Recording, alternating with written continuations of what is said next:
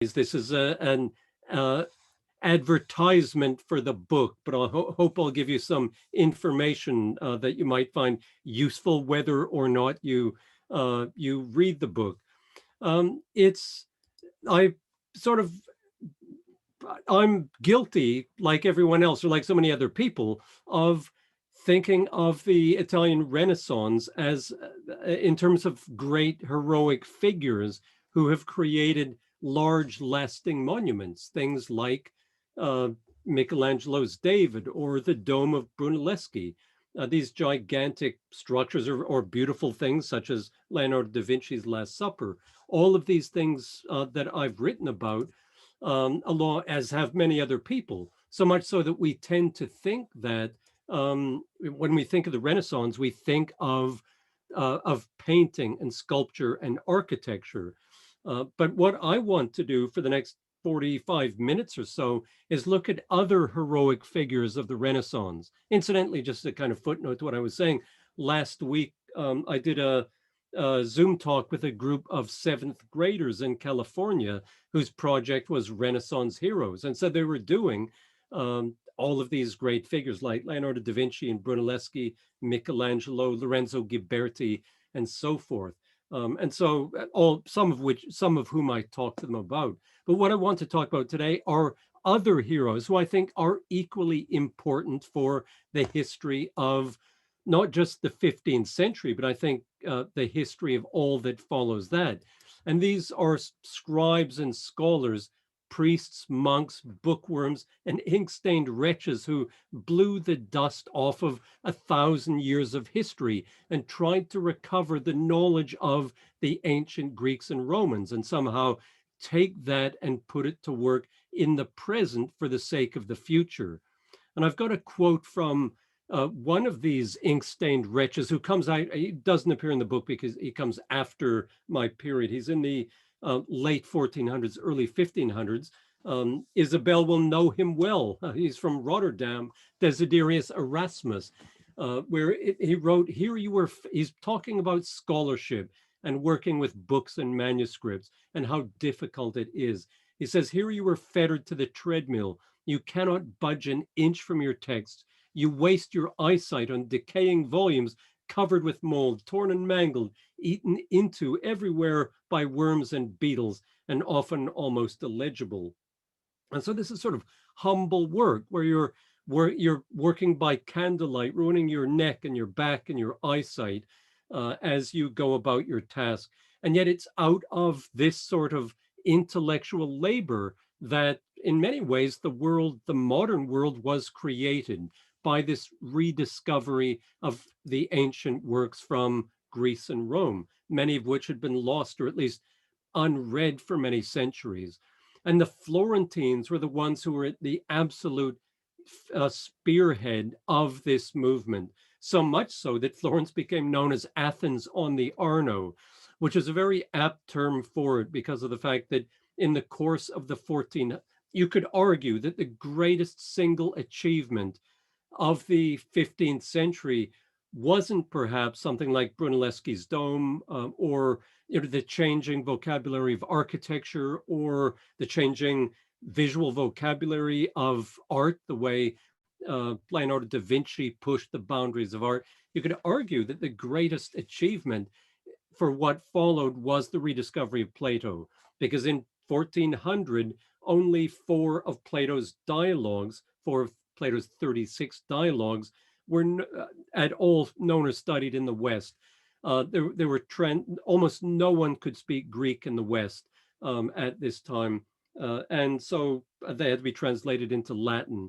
But only four of the dialogues are translated into Latin. The rest were completely unknown. And the ones translated into Latin were translated very badly. And so Plato was this huge gap in intellectual knowledge, in philosophy. And of course, now we talk of him as a quote you always hear is from A.N. Whitehead, the British philosopher, is that the history of philosophy is simply a series of footnotes to Plato. And it was in Florence in the 1400s that Plato was rediscovered and held up as the father of philosophy by a number of scholars, one or two of which I'll mention briefly.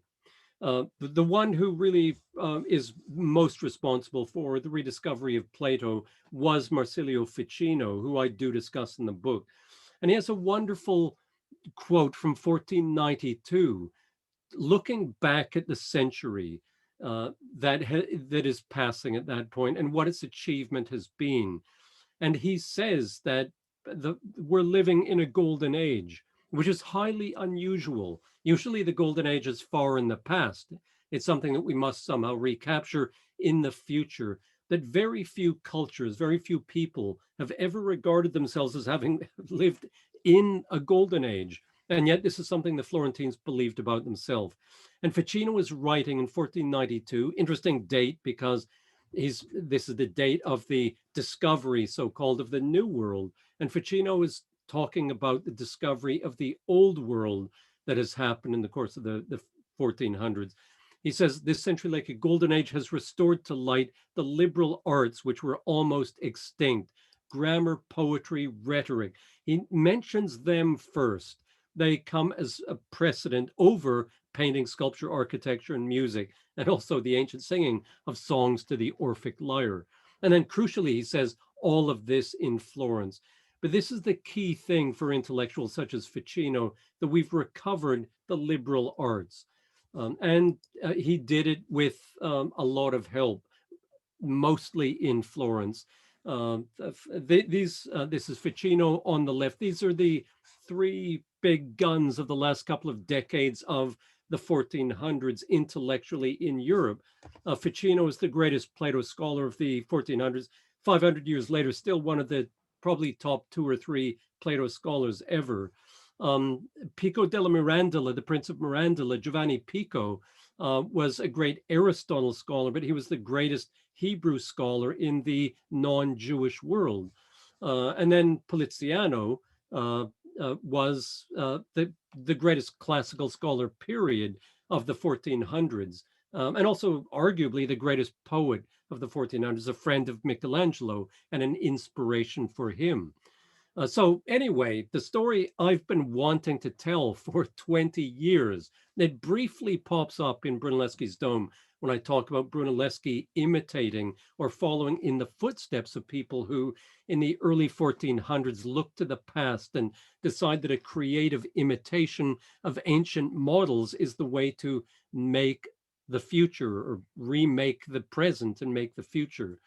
And so I was trying to think, what is my angle of entry into this remarkable story, which has a cast of a lot of characters. It's a story of exploration, discovery, rediscovery, etc. What's my angle into it? And at one point, I found a reference from this church, Santa Brigida del Paradiso, just outside of Florence. You can walk to this from Florence in an hour or so. And the prior wrote in his account book, he kept meticulous records, and he wrote of something that happened on April the 27th, 1490. And he says, I think quite proudly, the Count of Mirandola, in other words, Giovanni Pico, that man in the middle, Angelo Poliziano, the man on the right, and Vespasiano came, as they said, at the urging of Lorenzo de' Medici, and they wanted to see everything in our library. And this is a very interesting passage because we get this snapshot of these two tremendous scholars coming to this small uh, uh, small convent outside of Florence, which incidentally was the best spectacle makers in Europe. And they were made by nuns. But they also had a good library. And Lorenzo de' Medici, who was building up his library, this is Lorenzo the Magnificent, the great patron of the arts in Florence. Lorenzo wants to know what they have in their library so that he can maybe get copies made of it for himself, for his own library. Do they have anything interesting that no one's been looking at, that he can sort of feast his eyes on and get a copy made? And so we have the Count of Mirandola, Poliziano, and Vespasiano. And the name jumped out at me because this is a name that you do come across. It was instantly recognizable who he was. There was only one Vespasiano in Florence, and that was Vespasiano da Bisticci. Who you can see in 1490 was sort of at the end of his career. He was much older than Pico, Ficino, and Poliziano. But he was a name that if you study Florence in the 1400s, especially if you look at Cosimo de' Medici, if you read a biography of him, or if you read one of Christopher Hibbert's wonderful books on Florence, his book on the Medici or his biography of Florence, often Vespasiano is quoted, and he's often given an epithet. He's called Cosimo de' Medici's favorite bookseller. And that was a kind of epithet that intrigued me, because I would think, what does it mean to be Cosimo's bookseller? And what sort of books did Cosimo buy? And what did it mean to be a bookseller in Florence in the 1400s? And so I decided that I would begin looking into Vespasiano, and just seeing what sort of a story there was there. And the story turned out to be, I think, a really big one, because he wasn't just Cosimo's bookseller, he was the king of the world's booksellers. That's what someone called him in about 1460. He was the biggest merchant of knowledge in Europe. He was the biggest dealer of manuscripts, the most famous bookseller by far in Europe. There was no number two. Really, there was just Vespasiano. He was an incredibly knowledgeable and well-resourced bookseller. And so I thought I'll look into him and tell the story and weave all of these elements together. And so this was 4 or 5 years ago, this odyssey began as I started work on it. And it really did uncover interesting aspects of Florence, some of which I knew about but hadn't written about, and others of which were something of a revelation to me. I'll say a few things about Vespasiano first, because I suspect most of you have not come across him before. I said his name is intriguing. There was just one other Vespasiano in Florence in the 1420s. And I could find no one else with that imperial. He's named after the Emperor Vespasian. No one else with that forename in Florence for decades afterwards. And so it's one of the mysteries about him, and he's a mysterious figure in some ways, somewhat elusive. One of the questions is his sort of predestination to the greatness and the grandeur that he achieved, despite his rather humble beginnings. He was born in 1422. So just to situate that, that's 30 years before Leonardo da Vinci, who was born in 1452. And it's quite a lot before Michelangelo, who's 1475. But it's after Brunelleschi. He's born just as Brunelleschi in the early 1420s is starting to build the dome in Florence. And so Vespasiano is growing up in this Florence, which is being transformed visually through Brunelleschi's architecture, and also, more importantly for him and for my story, intellectually, by groups of scholars who've clustered together in Florence. Anyway, he was born just outside of Florence in a little village, which I just found out a half hour ago, Isabel lived in when she was in Florence about 10 years ago. Little village outside of Florence. His father was a wool worker and was probably relatively successful. But sadly for Vespasiano, he died when Vespasiano was 4. He died in 1426. And Vespasiano then had to go to work. Much as we might want to idealize 15th century Florence, one of the things that we have to accept about it is that they used child labor. And he went to work at age 11.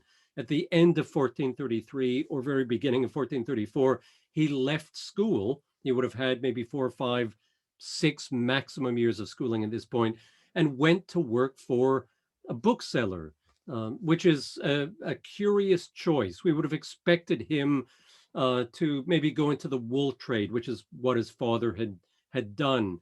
But instead, somehow he ended up in a bookstore. And it's unclear if whether this was entirely random, and his mother needed money. You can trace Vespasiano growing up through a series of enforced moves on the part of his mother to cheaper and cheaper lodgings as the family patrimony, the property in Antella outside of Florence, is gradually stripped away by creditors. So she needed money. She had 6 children. She was pregnant with the sixth when her husband died. And so Vespasiano has to go to work like his siblings at a young age. And so it was either entirely random he ended up in a bookshop, or perhaps it was recognized that this is a little kid who is very bright and loves books. And why don't we put him to work in a bookshop? However it happened, that's where he went. I'll just give us this aerial view of Florence just to situate us in terms of where Vespasiano ended up. If you've been to Florence, you'll recognize various landmarks looming. We're looking north. We're sort of hovering just over, or just on the bank of the Arno River, and looking towards the north to the cathedral, the baptistry, the Palazzo Vecchio, the town hall, in front of which today there's the replica of Michelangelo's David. Where Vespasiano went to work was really roughly halfway between, in many ways, in the center of Florence, because he went to work in the Via dei Librai, what was known in his day as the Via dei Librai, the street of booksellers. And this is now the Via del Proconsolo. And if you've been to Florence, in all likelihood, you've traveled up this street. First and foremost, perhaps to go to this museum, the Bargello, which is the great sculpture museum in Florence, which has the Michelangelo room on its ground floor, and on the first floor, the Donatello room. Or maybe you're just wanting to avoid all the crowds and the ice cream shops and things like that on the other large parallel street going up. This is where Vespasiano went, to the bookshop of Michele Guarducci. The building still exists. It's not, it pains me to say, it's no longer a bookstore. It's now a pizza parlor. You can buy pizza there, not books. But it was very central, and you can see where the bookshop was located. It was between the twin towers of Florence, which existed back then. This is the Badia, or Abbey, a Benedictine monastery in the center of Florence, one of the most important religious institutions in Florence at that time, and the Bargello, which then was not a museum, but rather the office of the chief magistrate. So this is the equivalent of having your shop next to the police chief / chief justice, something like that. And so Vespasiano went to work for this man, Michele Guarducci. Guarducci may have been the one who invited Vespasiano to come and work for him. And so that's where he went. Here's a street level view of it, again, looking north with the Bargello here. And these are the steps of the Badia. So it's right in the heart of this spot in Florence. Usually the street is extremely busy, but a friend of mine who lives in Florence took the photo for me about a year ago during the pandemic, when you needed written permission to leave your house. So he managed to get this wonderful photograph for me when it wasn't populated by people going into the Bargello, for example. But one of the most important places in Florence in, say, the 1420s and 30s was known as Sul Canto del Palagio, which is sort of in the Florentine dialect for meaning beside the palazzo, or in the corner by the palazzo being what we today call the Bargello. And in this spot, you would get, probably in this street here, which then was the Via del Palagio, and is now the Via Ghibellina. Along here, you would have had scholars gathering. You would have seen people on the street corner discussing philosophy. And I think they did it because of the fact that they would probably debate and talk with monks from the Badia, but also because of the bookshops. This was not the only bookshop in the street of booksellers, obviously. There were 8 of them in the 1420s and 1430s. Ultimately, by the 1460s and 70s, there'd be a dozen of them. So this is where you went to buy books and paper and things like that. And so these scholars would obviously be going into the street to buy it, and they would start gathering outside of Guarducci's shop. And one mystery about Vespasiano is he had only 5 or 6 years of schooling, and yet by his 20s, he became one of the greatest scholars in Europe. He was obviously a very precocious talent, but there was when he was 24 years old, he was recognized by a bishop in Arezzo as someone who was an expert on the manuscripts of Pliny the Elder, the ancient Roman writer. So somehow within a span of a decade or less, Vespasiano became expert in especially Latin literature, the literature of the ancient Romans, and also its manuscript form, the way it was transmitted. And this became one of his great claims to fame, is his technical expertise in manuscripts, what today is called codicology. And so much of it he probably acquired quite literally on the street, outside the shop of Guarducci, to which he went to work, as I say, at the age of 11. And very soon, all of these scholars who gathered in the 20s and 30s on sul Canto del Pelagio moved inside. And Vespasiano's bookshop, because he would ultimately take it over, he only owned a third share of it because Guarducci ultimately died in the early 1450s, and Vespasiano bought into it. But Guarducci had two sons who had the two-thirds share of it. But Vespasiano was the driving force of it throughout, and his bookshop became a center of intellectual gathering. So technically, Vespasiano was what was known as a cartolaio, um, a, a bookseller. But I think we have to explain or understand what a bookseller did in those days. He sold books that were new and used, so things that he had freshly produced or used volumes that he managed to get by secondhand from someone. It worked as a book binder, so you could take pages of paper, parchment, and have them bound up. You could buy paper or parchment loose to take away for your own purpose. You could buy little notebooks and things like that. And certainly artists, Leonardo da Vinci, whose father had his shop, he was a notary, Sir Piero da Vinci. He was two doors down from Vespasiano, and he was Vespasiano's lawyer. And so there was this Da Vinci connection with, in Florence, everyone knew everyone else, obviously. But artists obviously came and would get their paper there for their cartoons and for their sketches and things like that. They served as publishers because of the fact that you could, if you fancied yourself an author, you could write a book, you could write something out and take it to a cartolaio and say, find a scribe and have this copied out, make 3 copies of it for me that I can circulate and give to people.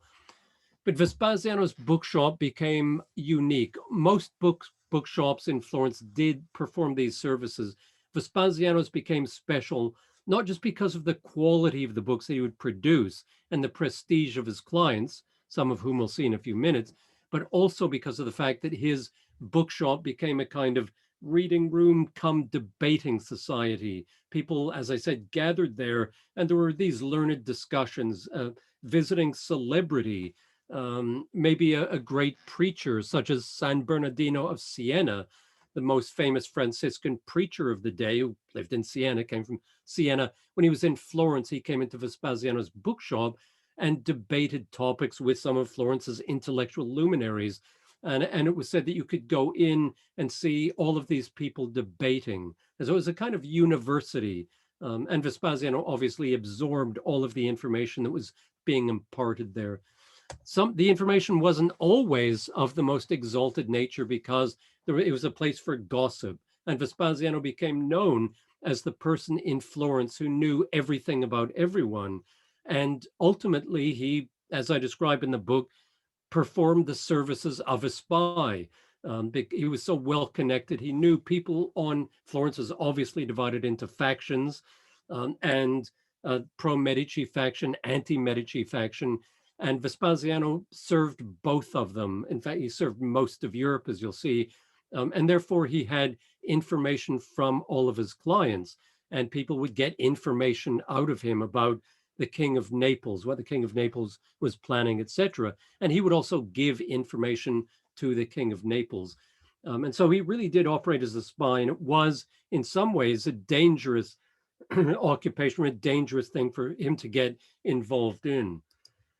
The first thing he would have done is worked probably at age 11, 12, he would have been binding books. The interesting thing about the cartolai, and especially Brunelleschi Vespasiano, is that he, his bookshop was both an artisanal place, a workshop where you had, hammers banging and saws rasping, and people sewing together parchment and things like that with all of these tools on the wall. And then in the front room, you had the finished products, these very beautiful books, some of which I'll show you in a minute, and also the intellectual debate. So it's this sort of these two things together, the intellectual activity as well as the manual labor. And it took a lot of manual labor to make these intellectual products. The first thing that a bookseller had to start with was parchment. He would have to get the parchment for the work to be written on, because you're creating a book from scratch. And I'll just read you a short passage about the idea about how you got parchment, and what getting parchment involved. This is from probably the first or second chapter of the book. The word manuscript comes from the Latin manuscriptus, written by hand, but any manuscript was the product of much more work than simply the writing of a single hand. It was a months or even years-long multi-step process calling for the expertise of a series of tradesmen and specialist craftsmen, from parchment makers to scribes, miniaturists, gold beaters, and even apothecaries, carpenters, and blacksmiths. So Vespasiano has to deal with all of these people. Vespasiano occasionally produced works on paper, of which, like all cartolai, he carried ready supplies. Paper, of course, is a new arrival, relatively speaking. It was first produced in Italy in the 1260s. For the most part, though, his clients expected him to use parchment. Cartolai carried stalks of parchment, which was made from the skin of sheep or goats, and sometimes also from donkeys. The most beautiful and expensive material on which to write was calfskin or vellum, the word vellum coming, like the word veal, from vitulus or vitulus, Latin for calf. The younger the calf, the finer and whiter the skin. Uterine vellum from aborted or stillborn calves was the finest and whitest of all, but also infrequently used. The supply of hides for parchment was always dependent on the always dependent on the dietary preferences of the local population. The appetite in Italy for goats, one recipe book offered advice on how to spit, roast, boil, or stew them, how to cook their eyes, ears, lungs, and testicles, and how to make pies from their heads, meant that manuscripts in Italy were often made from goatskin.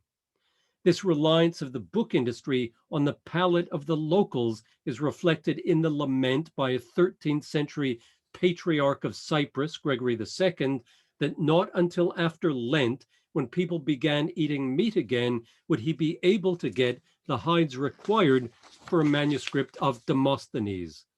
For hundreds of years, the transmission of knowledge had depended on carnivorous appetites and good animal husbandry. Large volumes with hundreds of pages required the skins of many animals.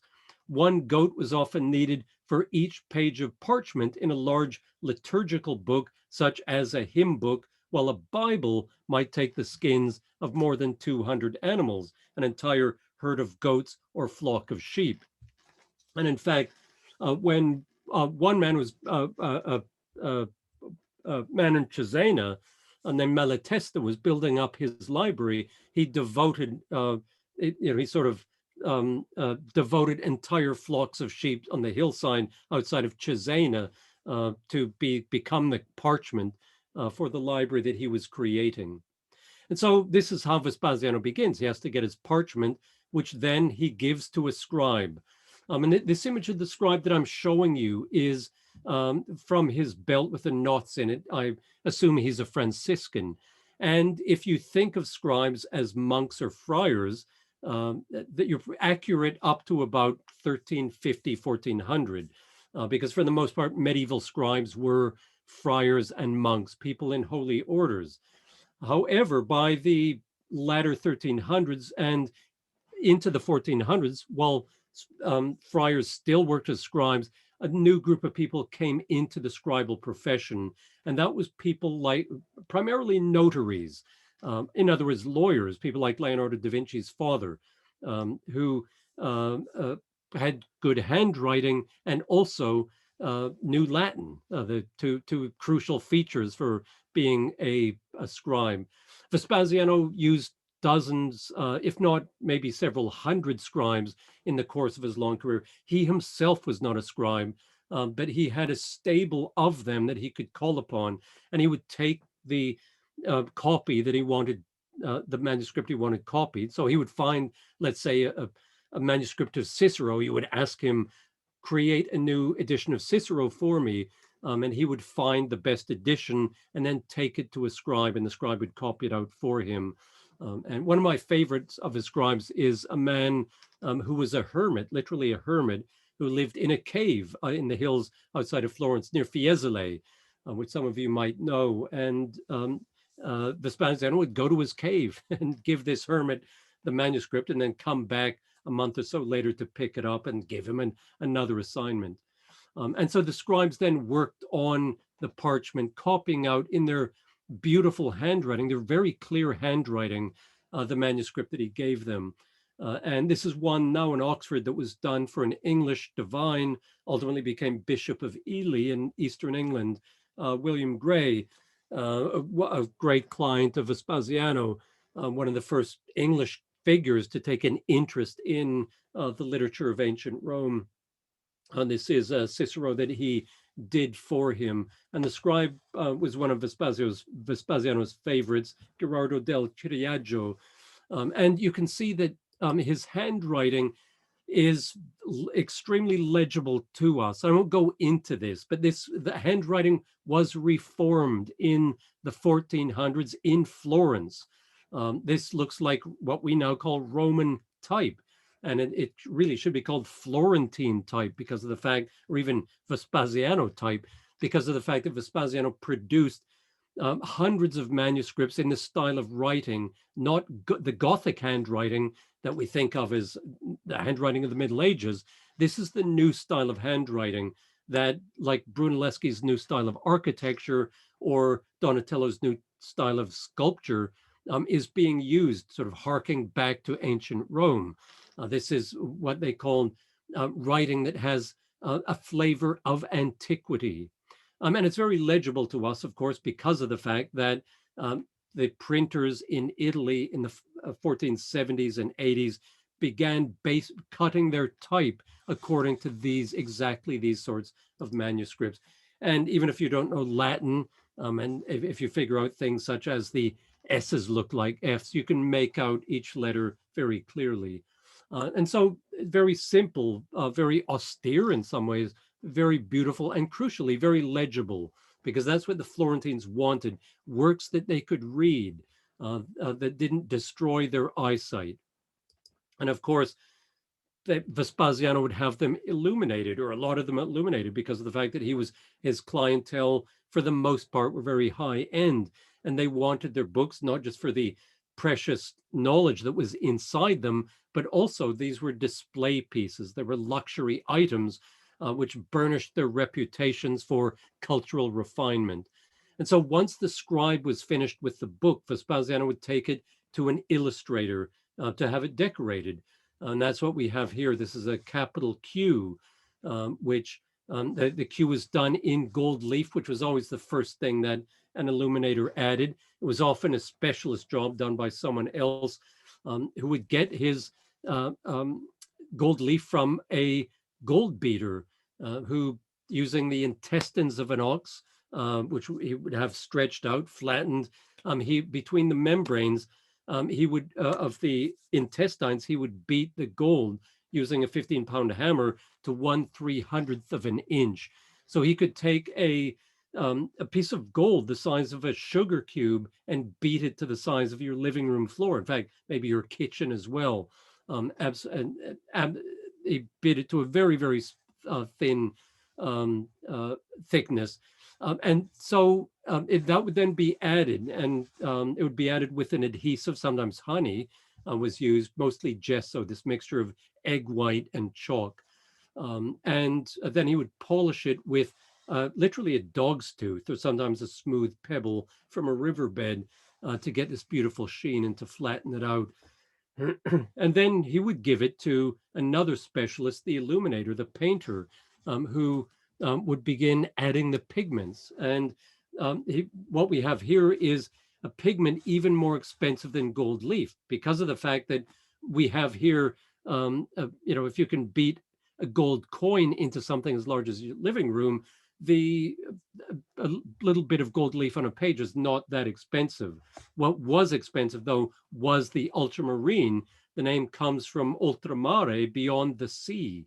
And it came from beyond the sea. It came from, at this time in the 1400s, the only known source of lapis lazuli, which was the stone used to create ultramarine blue. The only known source was in the Hindu Kush mountains of northeastern Afghanistan. And so it had to come a long way to get to Florence, to get to Italy, to get to Western Europe. And so it was incredibly expensive, not just because of this journey it took, but also because of the beauty. It was the most beautiful, the brightest, the most striking blue, and was often reserved for things in altarpieces, for example, such as the cloak of the Virgin Mary, because she usually wears a beautiful blue cloak, and you can almost bet a mortgage on it being an ultramarine blue.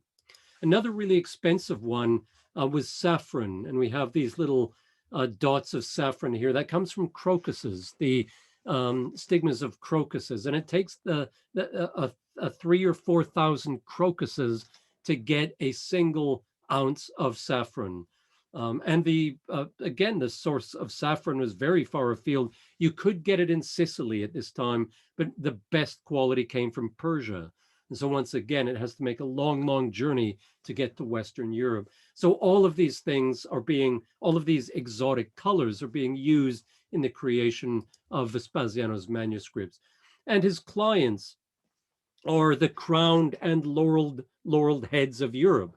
Someone wrote, popes, kings, princes, men learned in 3 languages, Greek, Hebrew, and Latin, which are the 3 important languages to be fluent in if you're a scholar, all direct their steps to his shop.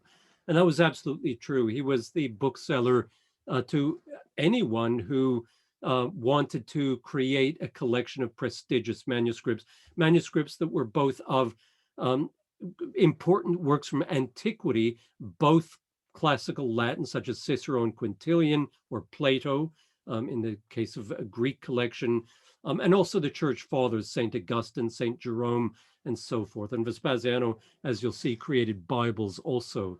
And so he dealt with people such as the Medici.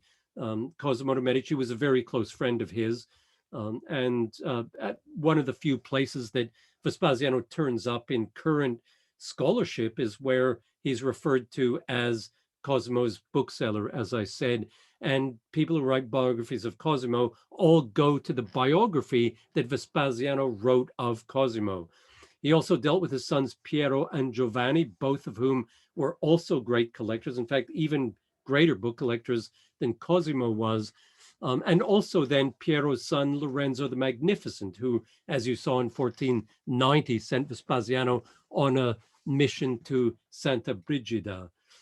Vespasiano was very close friends with Pope Nicholas V, who, as Tommaso Parentuccelli, who was a great scholar, was one of these figures who gathered on the street outside Guarducci's bookshop. Whenever ecclesiastical business brought Tommaso to Florence, he would gather there. He got to know Vespasiano very well. And when he was Pope, they remained very close. And Vespasiano, therefore, was involved in the foundation of the Vatican Library, because Nicholas V is the one that really began the collection that ultimately becomes the Vatican Library. Vespasiano worked for 3 generations of the kings of Naples. And he was very close to Alfonso, Ferdinand. Well, he was really very close to all of them, possibly King Ferdinand, closest of all to. One interesting thing, one tricky thing for Vespasiano is a lot of these people that he was dealing with were not necessarily friendly towards Florence. And in fact, Florence was at war with King Ferdinand at various points during Vespasiano's career. And so Vespasiano in some ways had divided loyalties. He was loyal to his client and friend, King Ferdinand, and yet he was also a Florentine and there were various points where Ferdinand was invading Florentine territory, and various points where he may have tried to remove the Medici from power. Um, and there was a wonderful moment. These are two other of his clients, sadly not as well known today as they should be, especially Alessandro Sforza, who was a warlord who was the ruler of Pesaro, who was a great book collector, one of Vespasiano's best clients, but all of his books burned, hundreds of them in a fire in the library. And so all of these manuscripts were lost, sadly. But these two, Borso d'Este and Alessandro Sforza, were both very good friends of and clients of Vespasiano. And yet one day in the summer of 1469, the two of them got on their horses with their armies and marched on Florence, and going off to repel them. One of the people going off to repel them was another of Vespasiano's clients, Duke Alfonso of Calabria. And so you had Vespasiano's clients meeting on the field of battle in the summer of 1469. And so this is one way in which all of his clients, because they were so important, inevitably were going to be falling out with each other during the various political convulsions in Italy at this time. And he had various other very important clients, Cardinal Bessarion, probably the most important cardinal, the most powerful cardinal of the 1400s, a Greek who converted to Latin Christianity. But probably Vespasiano's greatest client of all, and probably the greatest book collector of the time, was the other man who in the summer of 1469 went off to defend Florence against Borso d'Este and Alessandro Sforza. And that was the greatest soldier of the age, Federico da Montefeltro of Urbino, who put together what Vespasiano called the finest library since antiquity. And Vespasiano was involved. Vespasiano was the man who created this library for him in his beautiful palazzo in Urbino. And we see Federico here reading with his one good eye, because his right eye is missing after he disdained a helmet during a jousting match, and got his eye gouged out. He's reading one of the books that Vespasiano has created for him, for his great library. And you'll notice that he's a warrior and a scholar. He's a warrior scholar because he's got his helmet. He's wearing his armor in case he needs to go off into battle, as he did on a yearly basis. But he was a very learned character, and had 5 people at his court in Urbino, whose sole job was to read to him in his moments of leisure. And in fact, he liked nothing better than when he went off to battle to, in his moments of recreation, during a military campaign, he would sit in his tent and have people read to him from ancient Roman history, for example, Titus Livius's History of Rome. And so he was probably Vespasiano's greatest client. Vespasiano created hundreds and hundreds of manuscripts for him, including what was Vespasiano's masterpiece, the Urbino Bible, which is now in the Vatican, like most of that collection that Vespasiano created for Federico. It was done in the late 1470s. And if we think of manuscript illumination today, maybe not being that important and being a minor art, which is a mistake that people make because, of course, we don't have access to the manuscripts because they're more difficult to see, and need to be preserved under special conditions. And hundreds, if not thousands of them have disappeared, been destroyed in fires and things like that. And so they're not like altarpieces or buildings that we can go and easily look at. And so we forget the prestige that was attached to them and the people who worked on them. But if you want to know how important these things were, look at who worked on the Urbino Bible, Domenico Ghirlandaio, in fact, the whole Ghirlandaio workshop. And Domenico Ghirlandaio is the man who 2 years after he finishes working on the Urbino Bible, goes to Rome to paint the walls of the Sistine Chapel. And 7 years after that, in 1487, he takes into his studio a young kid who wants to become a painter and begins training him up. And that, of course, is Michelangelo Buonarroti. So it's the creme de la creme of Florentine art. Francesco Roselli came from a very famous Florentine painting family. So these are the creme de la creme of painting in Florence working on these. Lorenzo Monaco, Fra Angelico, people like that worked in manuscript illumination as well as altarpieces and frescoes. But a sad fate befell. If this is Vespasiano's masterpiece, look at the date of it. It's 1476 to 8. He finishes it in the spring of 1478.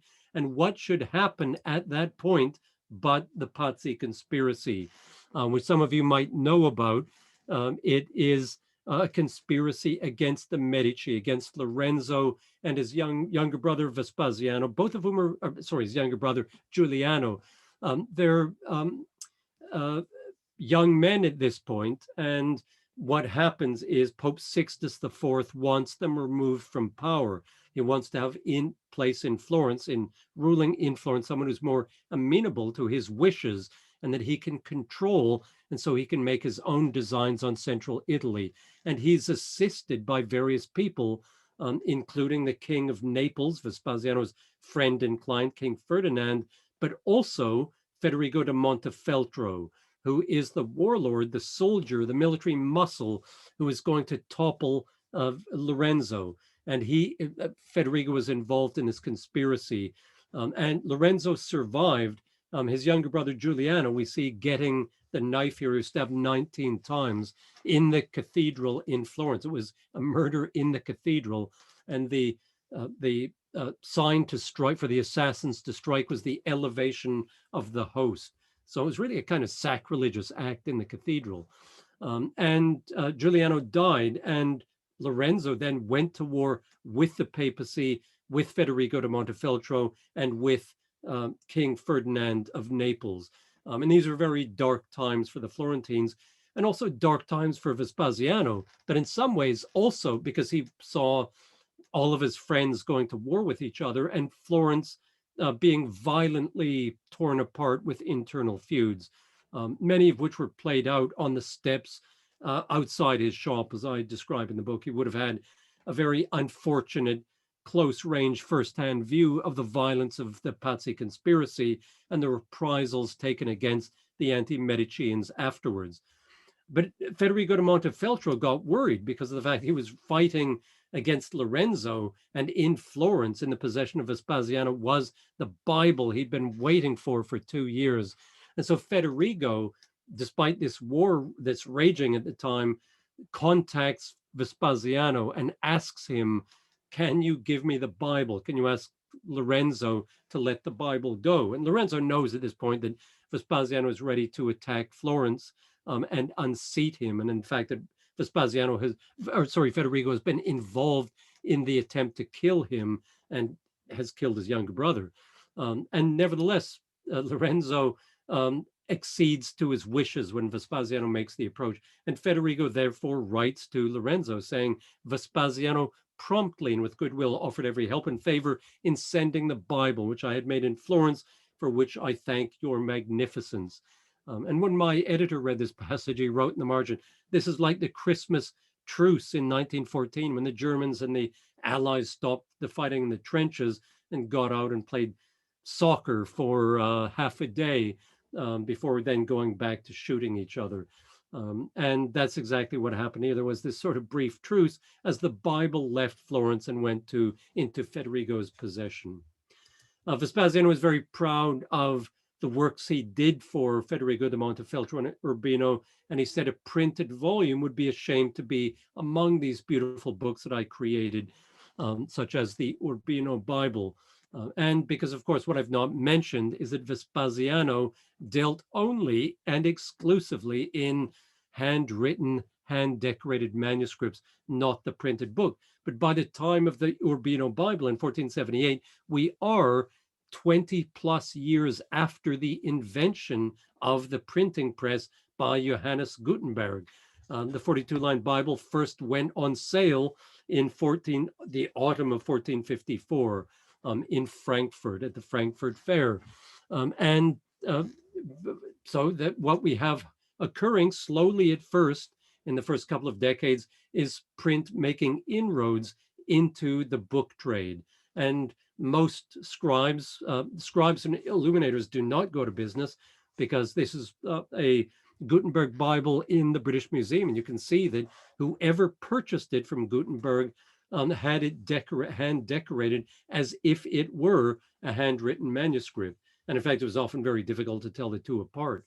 And so gradually we have this transition from handwritten manuscripts to printed books. But Vespasiano will have nothing to do with printed books. He believed, some ways justifiably, that a printed book could never be as accurate and could never be as beautiful as what he was creating. And of course, the upshot of that, I don't want to ruin the ending of my book for you, but the upshot of that is Vespasiano ultimately will go out of business. He'll retire probably a little bit prematurely. But in some ways, that's no bad thing, because what he did in his retirement was go to his, what he called his sweet and lovely place at Antella, the family homestead just outside of Florence, where he then began writing. He adopted a new career as a writer, and he wrote what he called his Lives of Illustrious Men and One Woman, incidentally, of the 15th century, where he wrote about all the famous people he knew. It's really a recollection, a gossipy recollection of his friends, and Cosimo de' Medici, King Ferdinand, Federico de Montefeltro. He writes about all of them. So it's an absolutely invaluable resource for the period, and where he tells us what they collected, what they said to him in private, and all of these things. So it's was obviously a very important resource for me as I was writing the book. Anyway, I'll end at that point.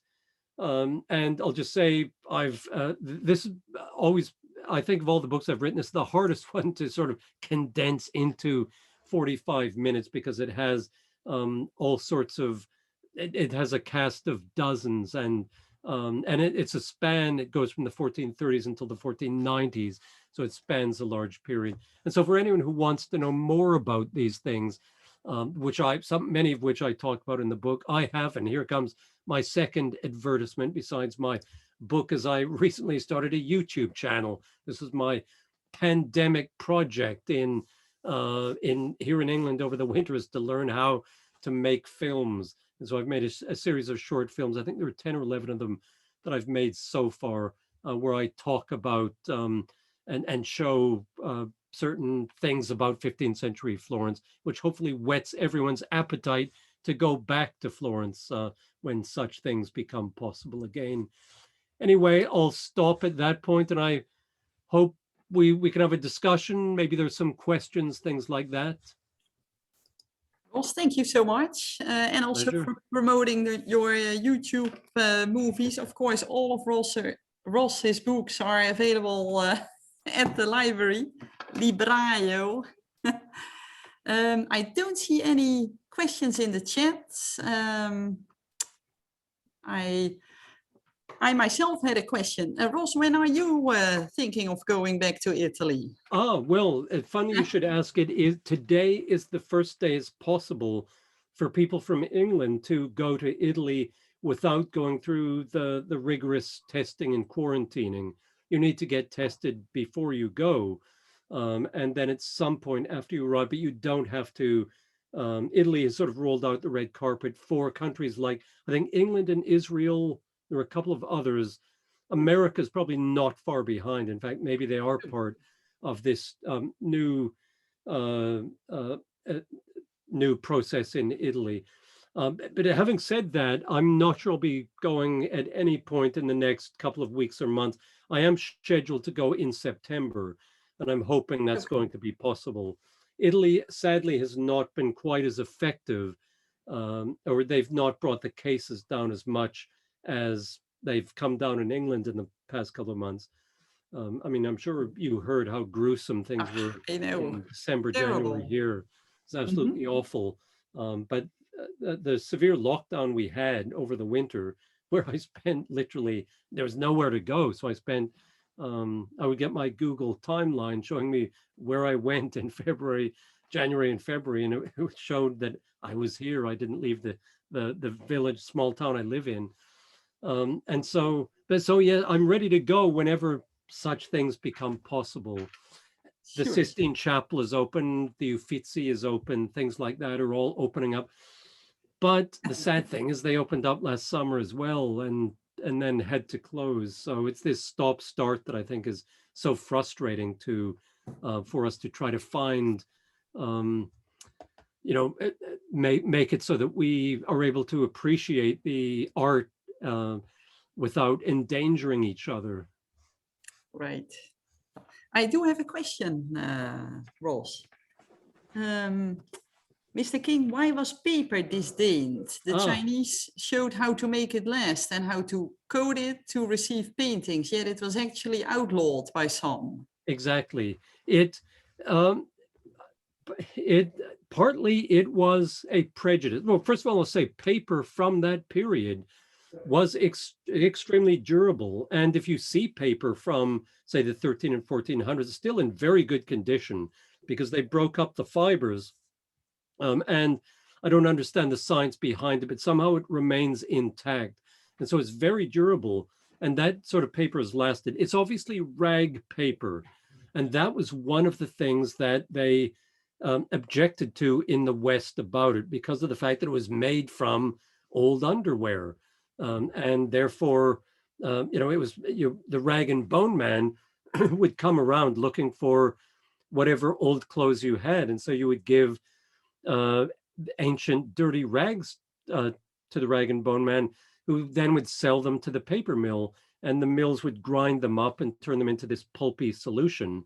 And the paper would be made out of that. And of course, it was hygienic and everything by that time, but there was a kind of prejudice against it because they thought that maybe there was something dirty about it. And they often disdained were reluctant to put things such as records or Bibles, things that wanted to last for decades, if not centuries, onto paper because they thought it wouldn't last. And in fact, at one point, I describe in the book how in Sicily in the 1200s, the emperor, the Holy Roman Emperor, decided that he was going to have all of the records that were copied on paper a decade or two earlier recopied onto parchment so they would last. But in fact, those paper ones lasted as well. But one of the things, I've never found any sort of indication about this, but one of the, so I can't, I'm guessing here. I've got no documentary evidence, but one of the things that they may have looked down on paper for is they associated it with the Islamic world and the Jewish world because it came to Europe. So it was in China initially, and then it moved to places like Samarkand, when, according to legend, a Chinese at a battle, the Muslims took Chinese prisoners captive, and the Chinese forced them to tell them the secret of paper. And so the Islamic world had paper by the 800s AD, so the time in the west of Charlemagne, but it did not arrive in the West until the it arrived in Spain, in Iberia, around, say, the year 1000 or 1100. But it was used there not by the Christian community, but by the Jewish and Islamic communities, because of course Spain at that time was very multicultural. And so the Christians sort of looked down upon it. And Vespasiano, at one point, when he's speaking of Pope Calixtus III, who was the first Borgia Pope, who was Spanish,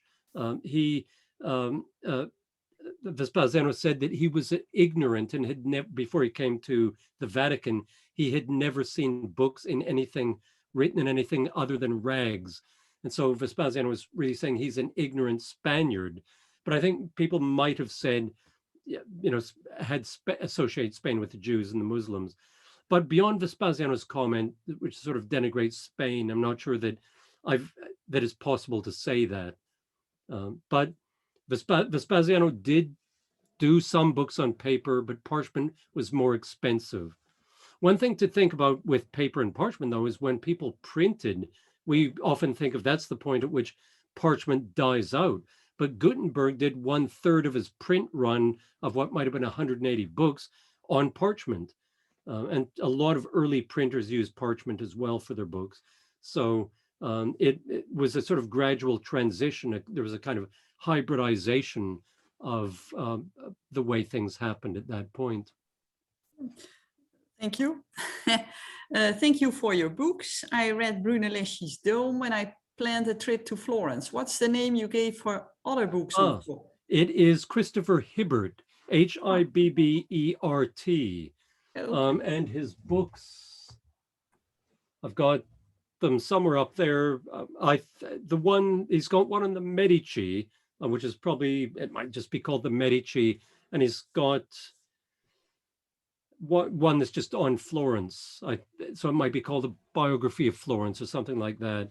He was a kind of very enthusiastic. He died maybe 10 years ago. Very, I think, very readable historian with very good information. I've never found anything in one of his books that can be refuted. He's very accurate and very entertaining. Yeah, and the same writer says, I love the leap of faith they took when they picked Brunelleschi, even though they did not have the technology to build it. The ultimate kicking the can down the road. And as for the panels on the baptistry, and I like Lorenzo's better. Yes, well, just to pick up the last part of that, I often go into the Bargello, this building which is next door to Vespasiano's bookshop, and I take people in front of them and say, which is, here are the two trial panels that Brunelleschi and Ghiberti in 1402 had to figure out. They had to make their little scene of the sacrifice of Isaac, and therefore, which one do you like better? And I mean, I have to say it's maybe 50-50, but I would have to say maybe traitorously, I would agree with Rita. I think this is that quite possibly Ghiberti's is formally better. Technically, it's better because of the fact that it just used one piece of bronze, and that might have been what swayed the people who commissioned them, the Silk Guild. They thought he was technically more versatile. Okay. So Rita, it's Hibbert, Hibbert. Thank you. I can put, actually, I'll just type that into. You all have the opportunity to unmute yourself to pose a question directly to Ross King if you so want to. But otherwise, I guess we're running out of questions. But if anyone has a question. I'd like to know, Sure. Ross, what was the most sort of startling revelation that you came across in all your research for the book, which is obviously very, incredibly thorough and fabulous work. So, thank you. I think probably the thing that I found most remarkable was the passion with which certain things were debated. In particular, the Plato versus Aristotle debates of the 1400s. Just as a prelude to that, a surprising thing for me was this lack of knowledge of Plato. We take him for granted. There's the expression of the course on Western ideas that you take, which everyone says it's Plato to NATO. Plato's the start of everything for us. But Plato in 1400 was nothing in the West. Almost no one had read anything of him.